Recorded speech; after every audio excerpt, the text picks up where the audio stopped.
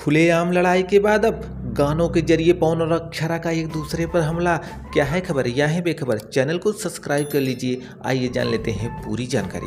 पवन सिंह और अक्षरा सिंह भोजपुरी इंडस्ट्री के दो बड़े कलाकार एवं दोनों अच्छे सिंगर भी हैं। एक वक्त था जब दोनों रिलेशनशिप में भी रहे थे, लेकिन साल 2019 में दोनों के बीच काफ़ी टकराव हुआ था।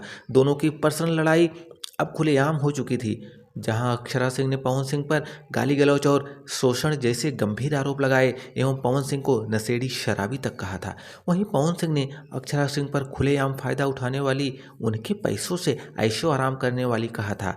अब पवन सिंह और अक्षरा सिंह एक दूसरे को गानों के जरिए टारगेट कर रहे हैं, जहां अक्षरा सिंह ने पवन सिंह के लिए गाया कि वो पी के मर रहा है, जिसे दर्शकों का काफ़ी सपोर्ट मिला।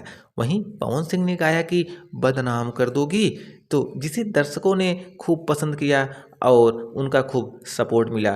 तो दोस्तों, अगर यह जानकारी आपको अच्छी लगी हो तो एक लाइक करिए, चैनल को सब्सक्राइब करिए इंतज़ार, क्योंकि हमें भोजपुरिया बहार।